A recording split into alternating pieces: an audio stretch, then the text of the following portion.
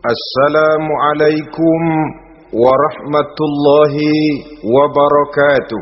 Waalaikumsalam warahmatullahi wabarakatuh.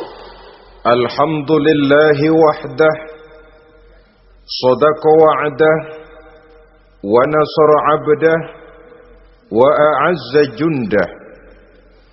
Wassalatu wassalamu ala man la nabiyya ba'dah, wa ala alihi wa sahbihi wa mawalah. La hawla wa la quwwata illa billah, amma ba'du. Saudara-saudara kaum muslimin rahimakumullah, seperti kita maklum bahwa Allah Subhanahu wa ta'ala menciptakan manusia dan jin untuk melaksanakan ibadah kepadanya. Manusia yang ingkar terhadap perintah ini dinamakan dengan orang-orang kafir. Sedangkan jin yang mengingkari perintah ini dinamakan dengan setan atau syaitan dalam bahasa Qur'annya. Kemudian dalam perkembangannya, jin-jin yang kafir yang dinamakan setan ini bersekongkol dan menjadi bala tentaranya iblis untuk menggelincirkan manusia dengan berbagai macam cara dan jalan dari hal-hal yang diridhoi oleh Allah Subhanahu wa ta'ala. Adapun yang namanya iblis pada hakikatnya cuma satu saja, yaitu yang ingkar kepada perintah Allah untuk sujud kepada Nabi Adam alaihi salam. Iblis inilah kemudian yang menjadi sesepuh, raja, biang atau dedengkotnya para setan. Seluruhnya akan tunduk kepada komando iblis, akan taat dan setia kepada perintah iblis untuk mencari teman yang sebanyak-banyaknya guna menemani mereka di neraka nanti. Maka mereka pun melakukan satu proklamasi yang bisa kita baca dalam surah Al-A'raf ayat 16 dan 17, di mana iblis dengan tegas menyatakan, qala fabima aghwaytani la aq'udanna lahum siratakal mustaqim. Wahai Allah, kata iblis, dari sebab engkau telah menghukum saya, dari sebab engkau telah mengusir saya dari surga, maka saya berjanji akan menipu, akan menggelincirkan mereka, Adam dan keturunannya, dari jalanmu yang lurus. Apa jalan yang lurus? Tidak lain Islam ini. Dengan segala cara dan jalan, iblis dan bala tentaranya akan berusaha menggelincirkan manusia dari jalan yang lurus. Caranya bagaimana? Ayat ke-17 menjawab, "Tsumma la'atiyannahum min ba'di aydihim." Akan kami datangi mereka, akan kami goda mereka dari arah sebelah depan. Kalau cara itu tidak kena, wa min khalfihim, kami goda mereka dari sebelah belakang. Andai kata cara itu pun tidak mempan, wa an aimanihim, dari arah sebelah kanan. Kalaupun itu gagal, wa an syama'ilihim, kami akan datang dari arah sebelah kiri. Pendeknya dari 4 penjuru angin, iblis dan seluruh bala tentaranya yang bernama setan belum akan puas sebelum kita tergelincir dari jalan yang lurus yang diridhoi oleh Allah Subhanahu wa ta'ala. Sebagian ahli tafsir menjelaskan bahwa jika iblis menggoda dari arah depan, yang dimaksud dari depan ini adalah dunia, sehingga manusia menjadikan dunia sebagai tujuan akhir dari seluruh kegiatan hidupnya. Ia pergi pagi, pulang sore, peras keringat, banting tulang, tidak ada yang dikejar kecuali dunia dan cuma untuk kepentingan dunia.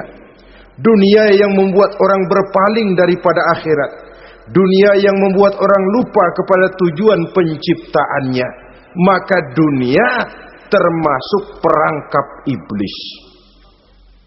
Apa isi dunia? Biasanya yang lazim itu 3 ta itu. Harta, tahta, wanita.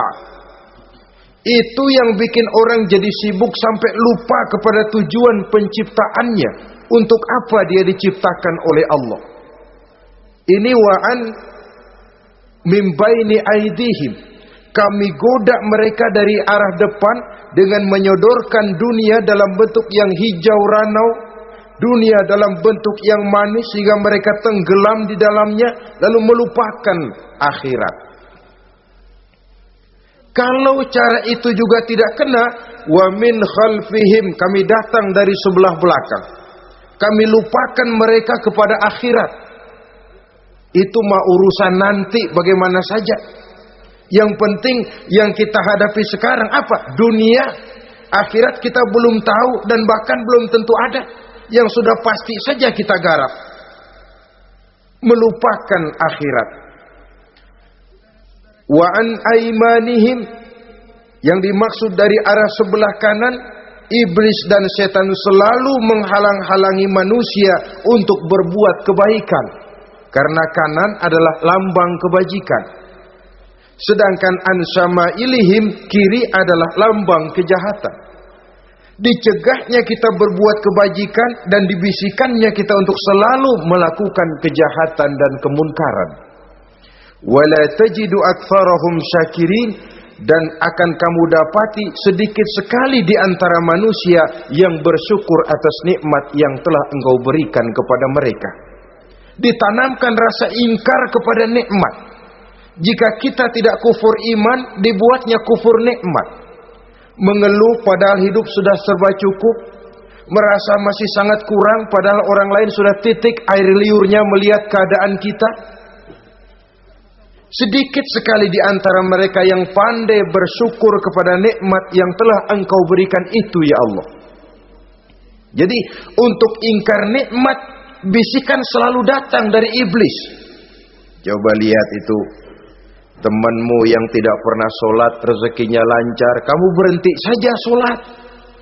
Yang tidak pernah ke masjid pangkatnya naik terus, udah berhenti aja ke masjid.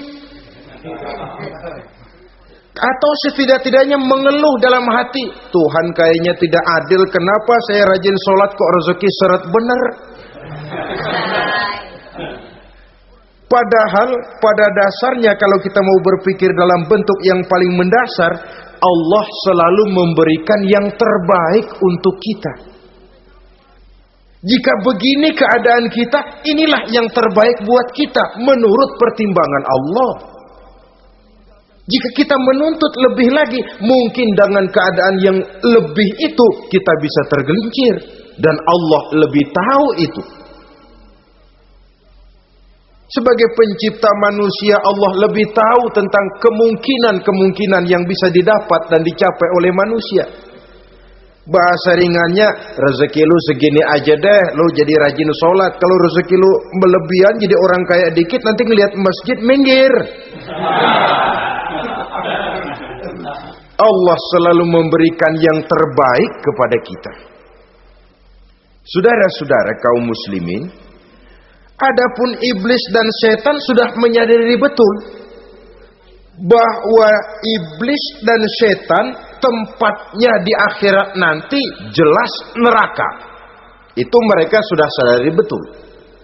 Maka yang mereka kepengen sekarang, bagaimana mencari teman sebanyak-banyaknya untuk menemani mereka di neraka nanti. Nah inilah yang menyebabkan mereka berjibaku betul. Bahkan ada satu riwayat itu, ada waktu-waktu tertentu di mana para setan ini laporan kepada iblis. Kalau ada yang laporan gagal, bukan main marahnya si iblis ini selaku komandan. Kata setan, Pak, saya gagal menggoda si fulan karena imannya kuat. Goblok kamu. Dengan apa kamu goda dia? Dengan kedudukan, Dia tidak mau tempuh dengan jalan lain, barangkali dengan harta. Kalau dengan harta tidak bisa, barangkali dengan wanita. Kalau dengan wanita tidak bisa, tempuh segala macam cara. Dan mereka yang laporannya enak, artinya berhasil menggoda banyak orang-orang beriman, itu konditenya naik. Bahkan mendapat semacam piagam penghargaan sebagai kadar militan daripada iblis. Nah, mereka berusaha dengan segala macam cara mengumpulkan teman sebanyak-banyaknya. Kalau mereka sendiri sudah tahu pasti, sadar nasib saya di akhirat nanti pasti masuk neraka, diazab dan disiksa oleh Allah. Cuma saya begini ini lantaran ulahnya Nabi Adam dulu. Maka anak-anak cucu Nabi Adam harus menjadi teman-teman saya sebanyak-banyaknya guna menemani saya di dalam neraka. Oleh karena itu, pada kesempatan pertemuan saat ini kita akan membicarakan siapa sih teman-teman setan itu. Diriwayatkan dari Wahab bin Munabbih bahwa pada satu hari iblis diperintahkan oleh Allah untuk datang kepada baginda Rasulullah sallallahu alaihi wasallam dan menjawab segala pertanyaan yang diajukan oleh baginda Nabi. Datang iblis dalam bentuk orang tua pakai tongkat. Jadi iblis itu bisa malih warna, dia termasuk jenis makhluk halus toh, seperti halnya jin dan malaikat, itu bisa malih warna sesuai dengan yang mereka kehendaki. Ketika datang, baginda Nabi bertanya, "Man anta?" Siapa kamu? Dia jawab, "Ana iblis." Saya iblis. Jujur. "Limadza ji'ta?" Mau apa kamu datang kemari? Kata baginda Nabi. Dijawab oleh iblis, "Innallaha amaroni an atika wa ujibaka an kulli ma sa'altani." Allah memerintahkan saya untuk datang kepadamu dan menjawab segala pertanyaan yang engkau ajukan kepada saya. Nah, atas pernyataan ini baginda Rasul kemudian bertanya dengan dua pertanyaan. Pertanyaan pertama, iblis, "Kam ikhwanuka min ummati?" Ada berapa sih teman-temanmu dari golongan umatku? Dari golongan umatku, umat Islam ini, bukan orang lain. Kalau orang kafir sih sudah jelas, itu memang CS-nya iblis. Tapi dari umatku, siapa saja yang jadi teman-teman kamu iblis? Menjadi antekmu, menjadi alatmu sejak dari dunia sampai ke neraka nanti. Atas pertanyaan ini iblis menjawab, "Teman-teman saya dari golongan umatmu ya Muhammad, asyarun, ada 10 orang. Ada 10 orang yang merupakan teman-teman iblis dari dunia sampai ke neraka." Siapa mereka? Pertama kata iblis, teman saya hakimun jair. Hakim yang curang. Hakim yang tidak adil. Ini bisa dimaklumi. Kenapa? Karena hakim diharapkan adalah produk keadilan. Sehingga orang mengatakan seorang hakim adalah seorang yang meletakkan sebelah kakinya di surga dan sebelah lagi di neraka. Kalau adil dia menghukum, kaki sebelah kanan yang akan menentukannya ke surga. Kalau licik dia menghukum, kaki sebelah kiri yang akan menjerumuskan dia ke dalam neraka. Saudara-saudara kaum muslimin rahimakumullah, sesungguhnya dalam kehidupan Kurangnya sandang pangan bukan satunya-satunya sebab yang membuat orang menderita. Tidak teraturnya perumahan, kurangnya lapangan kerja bukan satu-satunya yang menyebabkan rakyat menderita. Tapi lukanya rasa keadilan, tidak tegaknya hukum sebagaimana yang diharapkan, itu juga bisa menjadi sumber nestapa, bisa menjadi asal dari segala derita. Oleh karena itu, hakim yang tidak adil, hakim yang curang, yang menghukum tidak berdasarkan hukum, tapi berdasarkan kepentingan, berdasarkan pesan sponsor, hukum bisa dibeli, ada istilah mafia peradilan. Hakim-hakim macam ini yang akan menjadi teman-teman iblis. Dan tiap kali palu akan diketuk, iblis sudah bukan main sibuknya. Kekuasaan di tanganmu, hijau katamu, hijau yang akan berlaku, merah kau ketok, merah yang akan jadi keputusan. Orang lain tidak tahu ini kesempatan untuk jadi kaya, ini kesempatan untuk naik pangkat. Manipulir hukum tidak ada yang tahu karena orang banyak yang awam dengan hukum.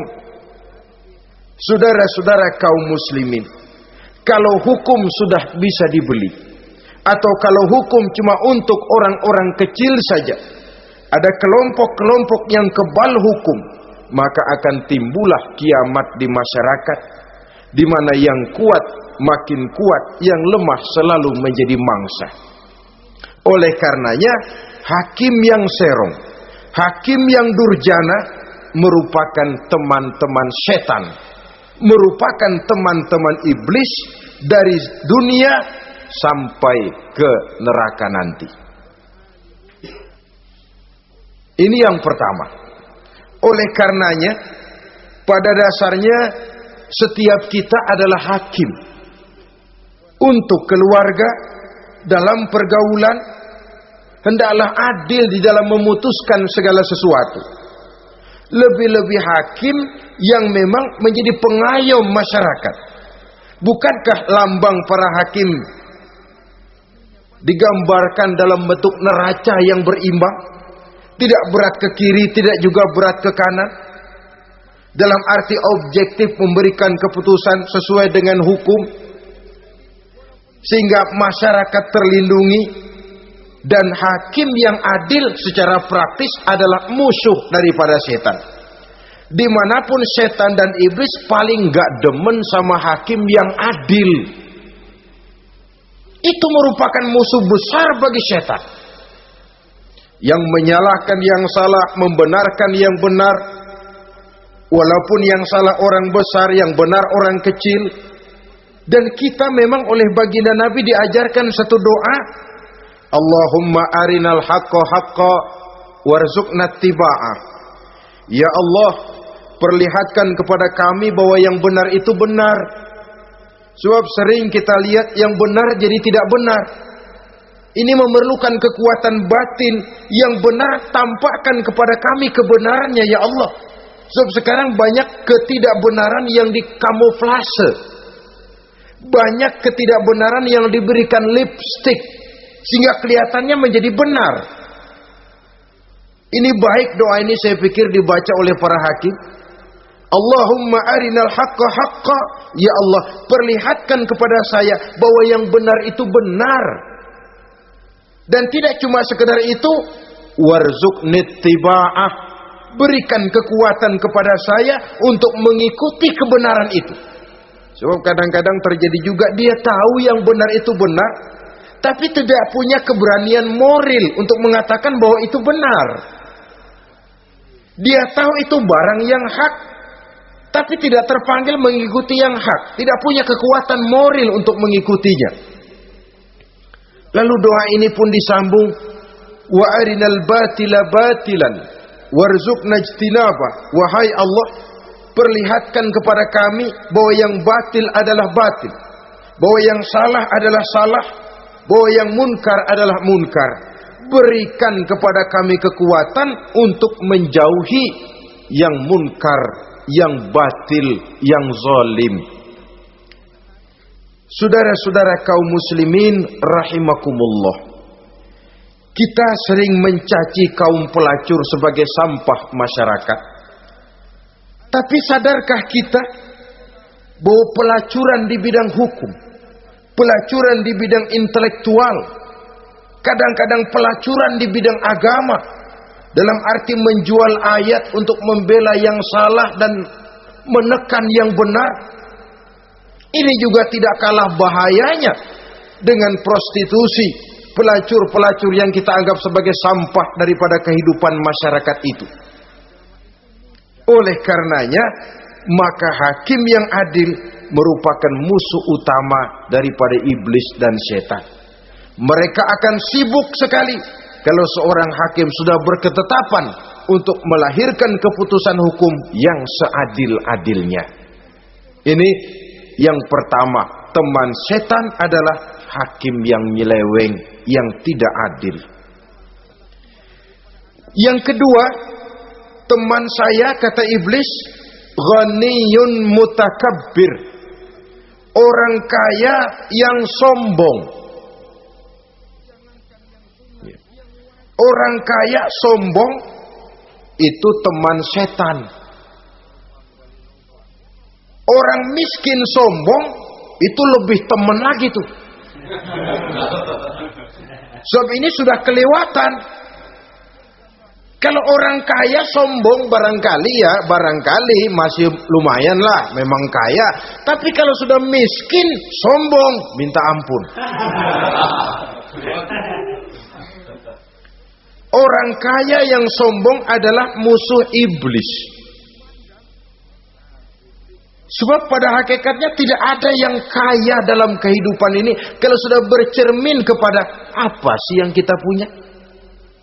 Nabi Sulaiman karena merasa menguasai antara masyrik dan maghrib, satu hari pernah mohon izin kepada Allah. Ya Allah, saya mohon izin kepadamu untuk memberikan makan kepada seluruh makhluk-makhlukmu sekedar satu hari saja. Baik.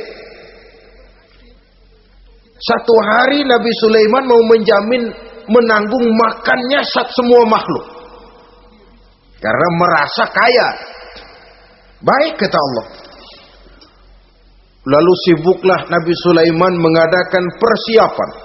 Seluruh bala tentaranya, jin, binatang dikumpulkan, mengumpulkan makanan yang sebanyak-banyaknya, diatur di satu lapangan yang sangat luas. Sebab ini yang mau makan tentu tidak sedikit. Nah, sudah selesai persiapan, kata Allah, sudah selesai Sulaiman? Sudah, ya Allah. Nah, aku mulai dari makhlukku yang paling di bawah, ikan. Ikan nun dipanggil oleh Allah. Rezekimu hari ini mau ditanggung Sulaiman. Naik, makan. Naik ikan ini. Sekali makan seluruh persiapan habis.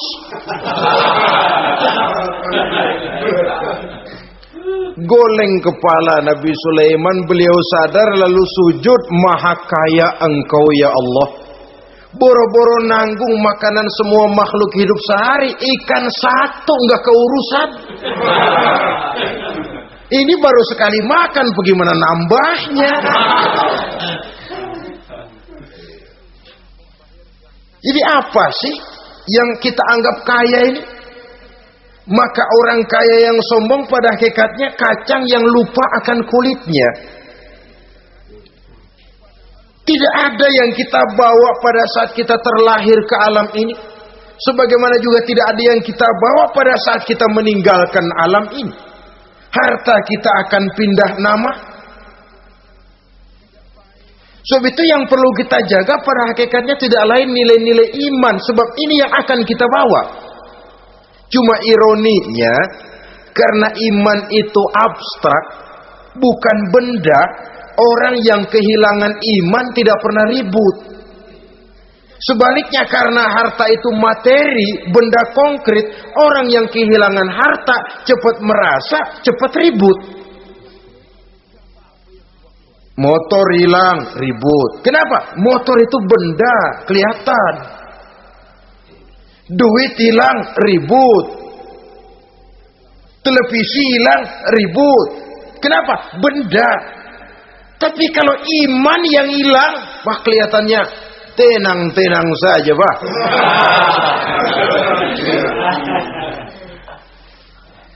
Padahal ini usaha iblis, bagaimana orang kehilangan iman, menjadi kafir, masuk grup dia untuk menemani dia di dalam neraka nanti. Dia gelincirkan iman kita, dan kita sering tanpa terasa telah mengalami pergeseran nilai-nilai iman, kalau tidak tergusur sama sekali. Cuma saya katakan tadi, oleh karena iman ini bukan benda, orang yang kehilangan iman kurang begitu merasa, padahal ini yang paling berharga. Sebab ini yang akan kita bawa menghadap Allah. Orang itu kalau sudah yakhruju minad dunya bighairi iman, keluar dari dunia, meninggalkan dunia dan seluruh isinya, kembali menghadap Allah dengan tidak membawa iman, tempatnya jelas sudah. Itu yang paling kita khawatir. Pangkat jelas tidak kita bawa, harta benda akan pindah nama jadi milik ahli waris kita. Tiba-tiba iman yang cuma satu itu tempat kita bergantung, hilang juga dari diri kita. Dengan apa kita mau menghadap Allah? Dan kemalangan apa yang lebih besar dari orang-orang yang telah kehilangan iman pada saat dia menghadap Allah Subhanahu wa ta'ala.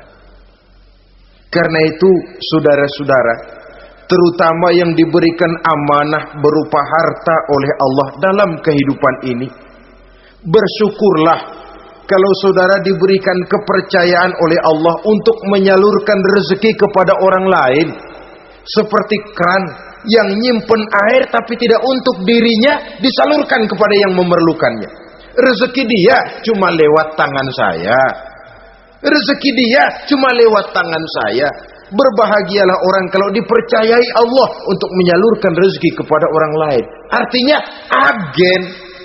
Wong ditunjuk jadi agen Allah, kok nggak bangga? Kalau sudah kemari cara berpikir, insya Allah rasa bakhil bin pelit alias medit bin koret.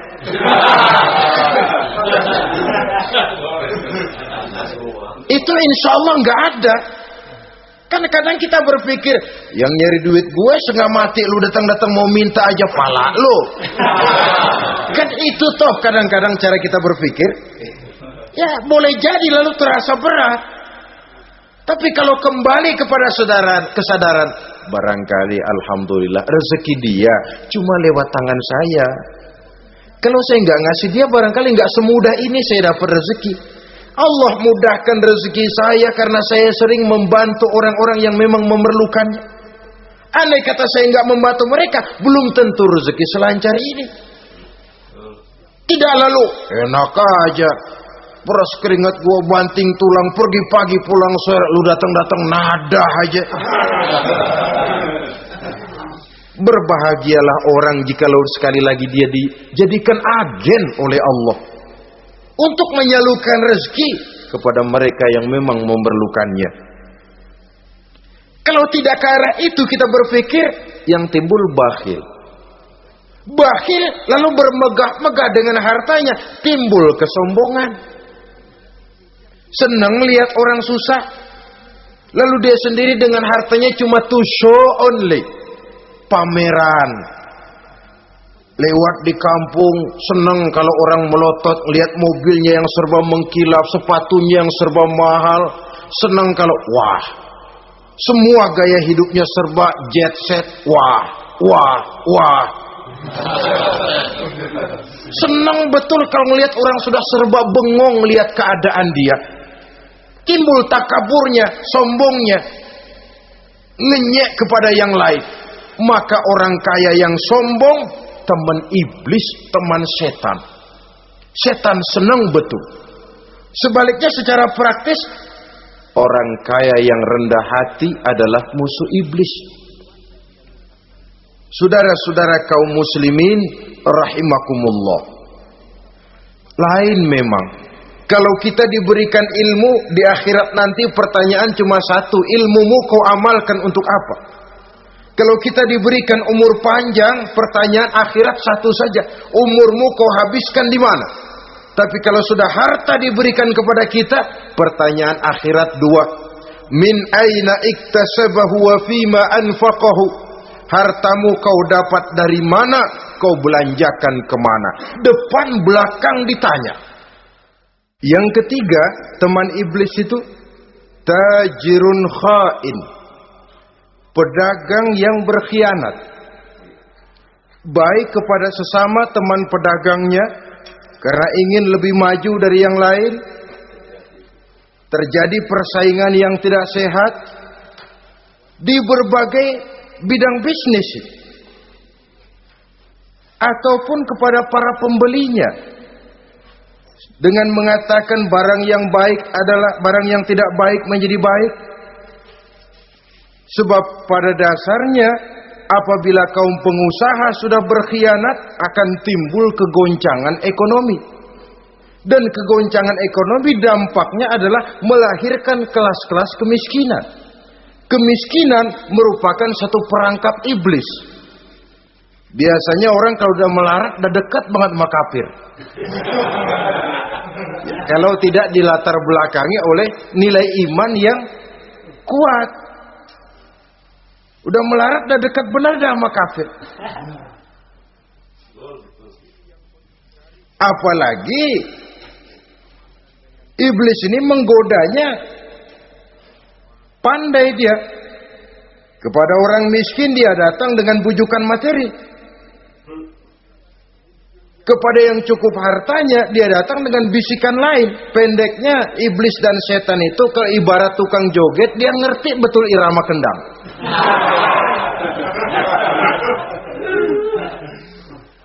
Di mana kelemahan orang itu dia selidiki, dia pelajari, dari arah situ dia masuk. Dan secara strategi perang, iblis dan setan ini posisinya memang lebih menguntungkan daripada kita. Kenapa? Dia melihat kita, kita mah nggak lihat dia. Dia bisa pelajari kebiasaan dan kecenderungan kita. Kita nggak tahu kadang-kadang kelemahan kita. Dari arah itu dia masuk. Posisi dan strateginya lebih menguntungkan daripada kita. Saudara-saudara kaum muslimin rahimakumullah. Bila ekonomi sudah goncang, terjadi penimbunan barang, terjadi spekulasi harga, timbullah kegoncangan sosial. Dan dikala itu setan dan iblis pesta. Dia merasa perangkapnya berhasil. Persaingan-persaingan yang tidak jujur, yang pada dasarnya akhirnya bukan cuma merusak sistem ekonomi, tapi juga mempengaruhi hasil kerjaan. Dalam tender-tender usaha-usaha besar misalnya, oleh karena mengajar supaya dia yang mendapat proyek, dia tidak segan sogok sini, suap sana, semir sana, usap sini. Tinggal untungnya sedikit dan dia harus dapat untung besar.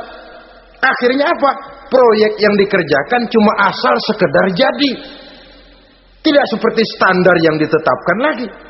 Juga tidak merupakan kesalahan yang sepenuhnya harus dibebankan kepada dia. Kesalahan yang merupakan siklus. Mata rantai, sudah lingkaran setan. Itulah sebabnya sering saya ungkapkan, kalau manusia sudah jadi teman setan, lebih buas daripada bajing. Karena bajing cuma makan kelapa, tapi bajingan udah apa saja dimakan. Sudah jadi teman-teman iblis, tidak ngerti halal haram, hak dan batil. Ini kepentingan pribadi apa kepentingan orang banyak, yang penting sikat saja. Jadi yang ketiga ini targetnya memang kekacauan ekonomi. Yang kemelaratan, kemiskinan merupakan tangga untuk sampai kepada kekafiran. Dan iblis tahu betul itu.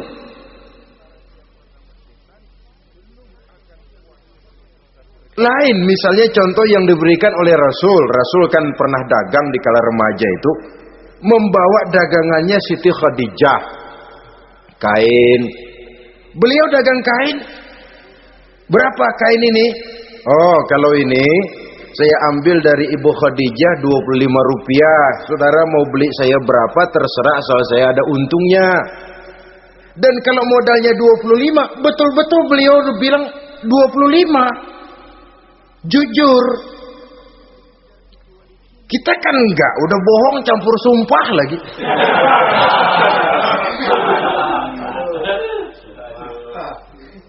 Ini yang ketiga.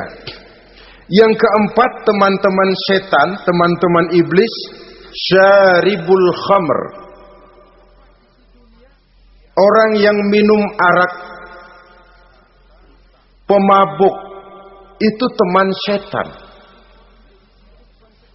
Bahkan divonis tidak beriman orang yang pada saat meninggal dunia di dalam perutnya itu masih ada khamr. Tidak beriman divonis.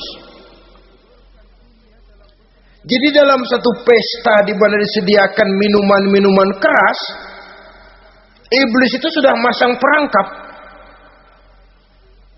Dan bila minuman itu dihampiri orang, dia mulai senang, wajahnya berseri-seri. Kalau minuman dituang ke gelas, dia tepuk tangan. Bila minuman mulai mengalir ke tenggorokan, dia jijimprakan iblis. Girang bukan main.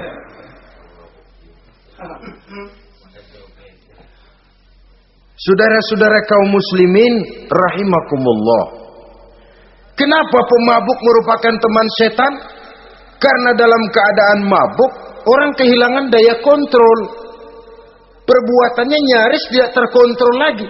Tidak ada rahasia, tidak ada harga diri, tidak ada sifat memelihara, dan itu ciri-ciri daripada iblis. Syaribul khamr, orang yang suka meminum minuman keras. Itulah sebabnya memang dalam hidup ini kita harus punya filter. Allah selalu menghendaki yang terbaik dan memilihkan yang terbaik untuk kita. Kalau sudah itu minuman yang baik kata Allah, itulah memang yang baik untuk kita. Kalau itu dilarang oleh Allah, itulah memang yang tidak baik untuk kita. Jadi kalau sudah qat'i dalilnya, nggak usah buang energi menyelidiki apa manfaatnya. Kalau sudah qat'i dilarang, nggak usah buang energi menyelidiki apa bahayanya khamr. Allah tidak akan melarang sesuatu yang mengandung manfaat. Yang dilarang Allah tentu yang membawa mudarat dan bahaya di dalam kehidupan. Bukankah sekarang ini minuman keras sudah merupakan penghias pesta? Merupakan kebanggaan di kalangan remaja? Termasuk dalam kata khamr ini ya morfin, ganja, narkotik, dan yang sejenis dengan itu. Orang sudah merasa bangga kalau sudah fly to the sky, membumbung ke angkasa, katanya dunia ini luas, lupa segala macam persoalan. Tapi sampai kapan? Sampai kapan orang merasa membumbung? Sampai kapan orang merasa bisa meninggalkan segala persoalan? Sampai mabuknya selesai? Ya kalau gitu mabuk aja terus. Lalu apa artinya kehidupan ini? Mabuk kan gak ngerugiin orang lain. Kalau saya nyolong kan ngerugiin orang lain. Kalau saya korupsi ngerugiin orang lain. Kalau saya zina jelas ada orang lain yang dirugikan. Tapi minum khamar, siapa yang rugi? Uang-uang saya. Saya beli dengan uang saya, yang minum pun saya. Siapa yang rugi? Saudara, ini pemikiran sepihak namanya. Pertama jelas merugikan diri sendiri. Kesehatan terganggu, pertumbuhan IQ, ya, daya pikir jadi jumud bin beku. Tidak ada idealisme ke arah depan. Yang ada ya, yang dipikirkan ya, yang di depan hidungnya saja. Dan konon itu pada mulanya memang orang kan sifatnya cuma ingin tahu. Nyobain ketagihan. Ya kalau orang tuanya masuk golongan have, mampu. Ya, kalau orang tuanya termasuk ekonomi lemah, sedangkan kecanduan hal yang tidak bisa ditangguhkan. Orang yang sudah kecanduan minuman keras, Sekali dia tidak minum, sudah bukan main rasanya. Orang yang sudah biasa minum ganja, morfin, narkotik, satu kali dia tidak bertemu itu, sudah nggak keruan rasa. Orang tuanya tidak mampu, kenapa lalu nggak ngelamun yang negatif? Ya kalau dia keluarga have, orang tuanya masih ngelarang, dia bisa jual hal lain di rumahnya yang ada harganya. Tip deka itu, video kah itu, mobil kah digade dulu. Kalau di kampung, anak-anak muda yang menengah ke bawah, kenapa nggak ayam orang disamber?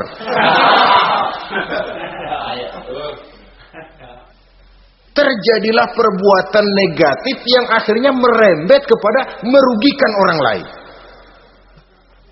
Hakikatnya zohirnya memang pada mulanya hanya merugikan diri sendiri, tapi lambat laun akan merembet juga kepada merugikan orang lain. Oleh karena itu pantas kalau dalam perjalanan Mi'raj begitu hendak start dari Masjidil Aqsa menghadap Allah, kepada baginda Nabi disodorkan 2 gelas minuman, segelas susu dan segelas arak. Muhammad, kau ambil salah satu minuman itu, kau minum. Mantap. Nabi mengambil gelas yang isinya susu lalu beliau minum. Selesai minum kata Jibril, "Shaddaqta ya Muhammad, laqad asabtal haq." Kamu benar Muhammad, pilihanmu tepat. Kenapa? Untung saja susu yang kamu minum. Kalau arak yang kamu ambil, kamu pilih dan kamu minum, pasti umatmu bakal pada jadi umat teler semua nanti. Wong Nabi milih susu saja umatnya masih banyak yang teler. Apalagi kalau beliau memilih khamr waktu itu. Tapi ini sekedar simbol bahwa begitulah kita dalam hidup. Saudara, kalau di depan kita ditaruh segelas jamu, segelas sirup, kira-kira pilih mana? Jamu. Sirup apa jamu? Jamu. Orang yang berpikir panjang ke depan, dia bakal pilih jamu. Memang pahit, getir, nggak enak, tapi besok pagi badan enteng, kerja semangat, berpikir cerdas, gairah ada. Orang yang pikirannya pendek, ngapain jamu, getir nih, sirup nih, manis ini. Dia minum, bukan main manisnya, besok pagi bibir pada jontor. Begitulah dalam kehidupan ini. Maka hendaknya kita berusaha dengan sekuat kemampuan untuk menghindarkan diri dari minuman keras dan pengaruh-pengaruhnya. Yang kelima, teman iblis itu al-qattat, tukang-tukang fitnah. Itu suling iblis itu, trompet setan. Sebab apa? Benar kalau Quran mengatakan, Nabi mengatakan al-fitnatu asyaddu minal qatli. Fitnah lebih bahaya dari pembunuhan. Sebab apa? Pembunuhan membunuh orang secara langsung. Fitnah membunuh orang pelan-pelan. Kalau mati mendingan cepat daripada pelan-pelan. Pelan-pelan mati, cepat mati enakan cepat, nggak ngerasain sakit. Fitnah membunuh orang pelan-pelan. Nama baik orang hancur, dicoreng-moreng di tengah masyarakat. Maka tukang-tukang fitnah, teman-teman setan dari dunia sampai ke neraka nanti. Karena fitnah lebih bahaya daripada pembunuhan. Mengada-ada yang tidak ada diada-adakan, fitnah. Melebih-lebih, berita semeter jadi 3 meter, yang 2 meter. Ya kalau positif, kalau negatif, fitnah. Memang orang bilang kalau kita nitip duit jangan harap lebih, kurang bisa. Tapi kalau nitip omongan jangan harap kurang, pas saja sudah untung itu. Biasanya lebih, namanya omongan. 1 meter jadi 2 meter, 2 meter jadi 3 meter. Itu sifat dari yang namanya omongan. Kita kirim uang, udah gak bakalan lebih dah. Ini nitip uang sama saya 50.000, tambahin 10.000, langka yang berpikir begitu. Kurang malah bisa. Enak aja nitip, gua kan kemarin pakai ongkos. Hitung transport misalnya. Tapi kalau sudah nitip omongan, pas saja sudah untung loh. Biasanya malah lebih. Fitnah pernah melanda Nabi Zakaria. Fitnah pernah melanda Habil dan Qabil. Fitnah pernah melanda Nabi Ibrahim. Fitnah bahkan pernah melanda kehidupan baginda Rasulullah sallallahu alaihi wasallam. Dalam peristiwa yang lazim kita kenal dengan hadisul ifki, bagaimana gosip pun sempat mengguncang rumah tangga kehidupan baginda Nabi. Sehingga pantas kalau beliau sendiri mengatakan al-fitnatu asyaddu minal qatli. Fitnah itu lebih bahaya daripada pembunuhan, karena fitnah membunuh orang secara pelan-pelan. Saudara-saudara kaum muslimin rahimakumullah, lidah tidak bertulang. Shaghirul jirmi azimul jurmi, kecil bentuknya tapi besar akibatnya. Kalau kita luka karena silet 2-3 hari boleh sembuh, tapi luka karena lidah seumur hidup kita ingat. Asal lihat orangnya ingat nih, dia nih yang ngomong kagak enak bang adik, gua tandain dah.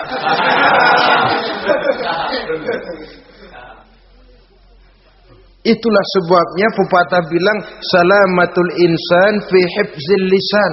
Orang akan selamat jikalau dia pandai menjaga lidahnya. Saudara-saudara kaum muslimin, yang keenam, teman setan sahibur riya. Orang yang riya, beramal cuma to show only, supaya ingin dipuji orang, ingin dilihat orang, riya namanya. Tidak ada ikhlas. Sebab kata Imam Ghazali, an-nasu kulluhum niyamun illal alimun, wal alimuna an-nasu kulluhum mauta illal alimun, wal alimuna niyamun illal amilun, wal amiluna mughtarruna ilal mukhlisun. Manusia itu pada hakikatnya mati kecuali orang alim. Orang alim sekalipun hidup hakikatnya adalah tidur, kecuali orang yang mengamalkan ilmunya. Dan orang yang mengamalkan ilmunya banyak yang tertipu, kecuali orang yang ikhlas. Tepat ini fatwa Imam Ghazali. Manusia hakikatnya tidur kecuali orang yang alim. Orang yang alim walaupun hidup tapi tidur. Hidup tidur, ya nggak bisa berbuat banyak kecuali orang yang mengamalkan ilmunya. Dan orang yang mengamalkan ilmunya banyak yang tertipu kecuali yang ikhlas. Jadi kalau amal itu adalah jasad, ikhlas itu adalah ruh. Amal tanpa ikhlas patung.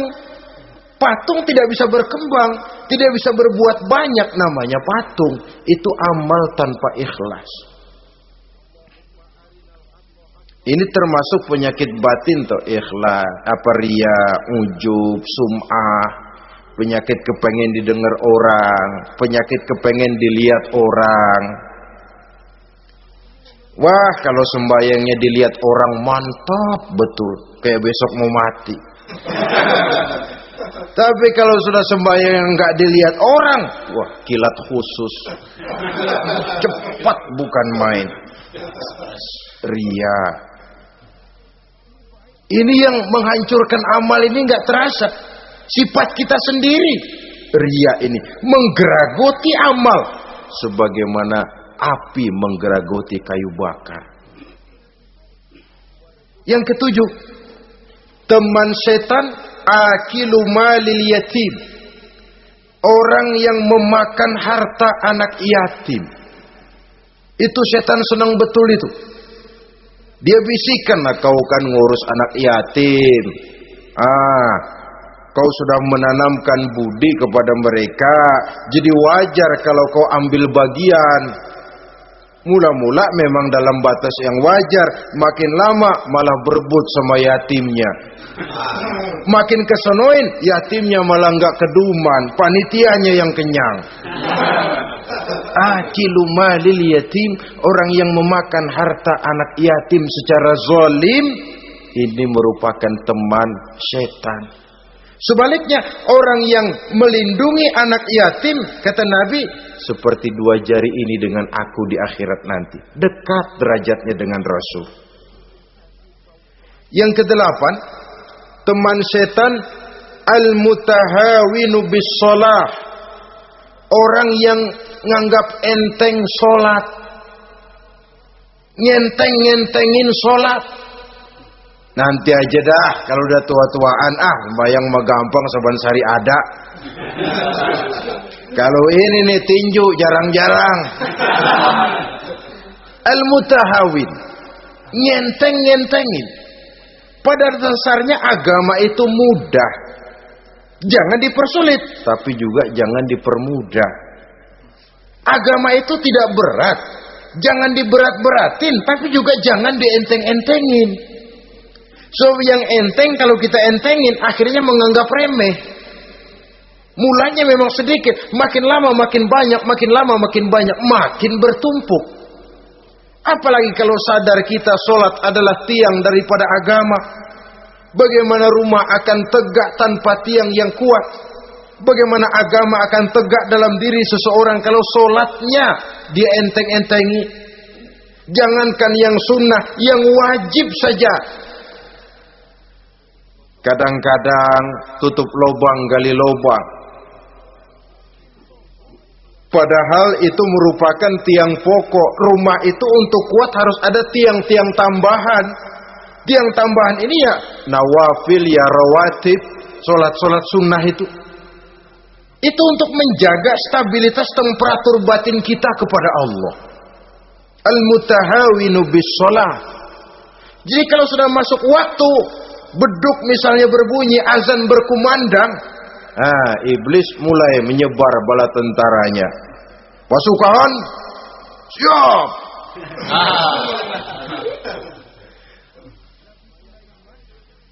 Kama yang dagang dia bisikin, sedang enaknya lu dagang, gua beli lagi banyak-banyak, sembahyang mah ada besok. Sama yang kerja, jangan ditinggal, ini kerjaan tanggung, sembahyang masih ada besok. Saudara-saudara kaum muslimin rahimakumullah, andai kata kita berhasil, kita tinggalkan kesibukan, lalu kita pergi sholat, apa iblis diam? Setan tenang? Tidak, masih dia bisiki kita. Iya, kalau mau sembahyang ya sembahyang, nggak cuma buruan udah. Nah, yang mau belanja, yang menunggu, bukan main. Sampai ruku kita tidak sempurna, bacaan kita semrawut, sujud kita tidak lengkap, sholat juga, tapi disitulah masuk iblis. Atau kalau itu kita berhasil cegah, ruku tertib, ada tumakninah, sujud bagus, iblis masuk lagi. Wah, memang sembahyang kamu mantap. Orang lain gak ada yang sembahyang kayak kamu. Yang timbul apa? Ujub. Sombong kepada diri sendiri. Begitu rapi sembahyang, lu ya pada kagak sembahyang, apaan lu? Gua nih. Itu sudah perangkap iblis. Jadi lewat segala macam cara dan jalan, kepada yang ibadahnya bagus ditanamkan rasa ujub.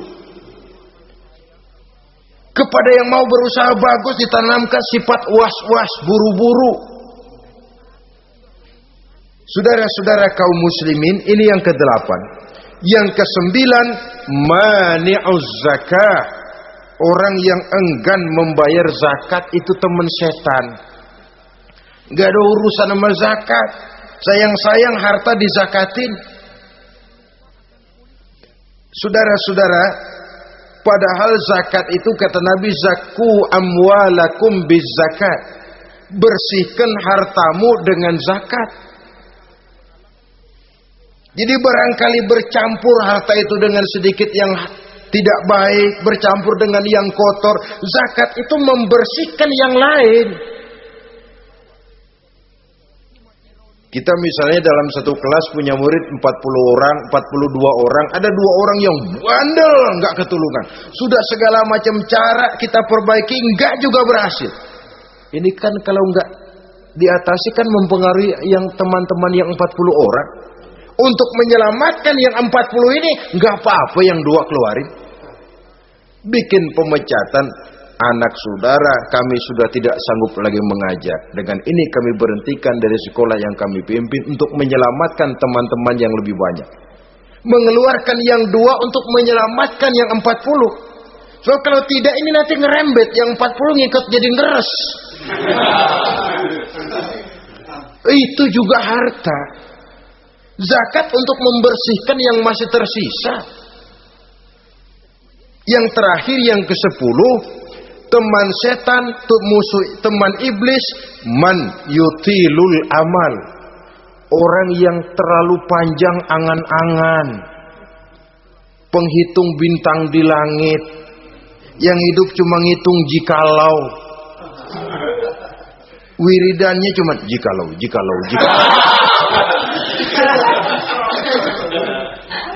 Tidak pernah mau berbuat, cuma angan-angan kelewat panjang. Yang ngelamun kan nggak ada sekolahan, ya siapa juga bisa ngelamun. Orang bukan tidak boleh bercita-cita, bahkan cita-cita yang mendorong kita untuk bergairah dalam kehidupan. Tapi kalau cita-cita tanpa langkah konkret, yang penting kan punya kemauan, lebihnya tawakal, nggak cukup. Pernah datang ke masjid seorang sahabat. Begitu sampai dia turun dari onta langsung menghadap baginda Nabi. Nabi tanya, ontamu udah diikat belum? Belum ya Rasul. Kenapa? Saya tawakal kepada Allah. Tuh orang diomelin sama Nabi. Ikat dulu, habis gitu baru tawakal. Betul toh. Ikat dulu tuh onta, lebihnya baru tawakal. Kalau udah diikat masih lari juga, itu tawakal. Lah belum diikat udah tawakal. Orang yang terlalu panjang angan-angan, yang akhirnya kalau tidak merusak cara berpikirnya, akan mendorong dia kepada perbuatan yang negatif untuk mewujudkan angan-angannya itu. Macam misalnya ya, pakaian kepengen bagus, harta mau banyak, usaha ogah, kerja capek sedikit tidak mau, kepengen seperti orang-orang, lalu ngelamun. Kalau tidak jadi gila, ya merusak perbuatannya. Kan berapa banyak orang yang kepengen kaya gagal lalu jadi sableng. Kertas koran ditumpukin, dikantongin, dia kira gepokan duit. Hawanya duit udah banyak aja. Tulul amal, terlalu panjang angan-angan. Nah, saudara-saudara, kalau kita sudah tahu itulah teman-teman setan, teman-teman iblis, mari kita berusaha jangan termasuk salah satu di antara 10 orang yang menjadi teman-teman iblis ini. Lalu cara untuk mengatasinya bagaimana? Imam Al-Ghazali rahimahullah memberikan tuntunan. Pertama, untuk mengatasi perangkap setan, jangan sampai kita termasuk salah satu teman setan, zikrullah. Banyak ingat kepada Allah. Sebab Nabi bersabda, inna zikrallahi ta'ala fi janbi syaitan kal akillati fi janbi ibni Adam. Sesungguhnya zikrullah, zikir kepada Allah itu dapat menyakiti setan sebagaimana penyakit menyakiti lambung anak Adam. Jadi setan itu akan kurus kalau kita hantam pakai zikrullah. Setan tidak berdaya, lemah kalau kita hantam pakai zikrullah. Ingat Allah, selalu merasakan kehadiran Allah dekat dalam hidup. Itu senjata pertama. Dengan zikrullah, setan kurus. Kalau udah kurus, ya lemas, nggak berdaya ngadepin kita. Tapi kalau nafsu yang kita ikutin, kita umpanin tuh setan. Lah gemuk, begitu gemuk, makin berleluasa dia ngutak-ngatik kita. Yang kedua, jangan mendekati tempat maksiat. Sebab man hama haulal hima yusiku ayyaqafi. Orang yang main di pinggir kali ditakutin kecebur di kali. Jangan mendekati tempat yang cenderung membawa kita ke tempat maksiat. Saudara-saudara, yang ketiga, mengosongkan perut. Dalam arti rajin puasa, puasa sunnah. Kata Nabi, inna syaitan yajri min ibni adam majrad dam fadayyiku majariyahu bil ju'. Setan mengalir dalam diri manusia seperti mengalirnya darah. Maka persempit jalan setan dengan apa? Bil ju', dengan memperbanyak lapar. Bukan memperturutkan syahwat. Pantas kalau Nabi bilang, saya adalah sekelompok orang yang tidak makan kecuali kalau kami lapar. Dan kalau kami makan, tidaklah sampai kekenyangan. Bukan enggak kenyang, tapi enggak kekenyangan. Yang terakhir kata Imam Ghazali, hendaknya kita selalu ingat bahwa tujuan iblis dan setan adalah menjerumuskan manusia, menyengsarakan manusia, supaya kita menjadi teman mereka di neraka nanti. Kalau ingat itu, insya Allah kita bisa mengerem diri. Nah, inilah saja yang dapat kita sampaikan pada pertemuan kali ini. Mudah-mudahan ada manfaatnya. Terima kasih dan mohon maaf. Usikum wa nafsi bitaqwallah. Wassalamualaikum warahmatullahi wabarakatuh. Waalaikumsalam.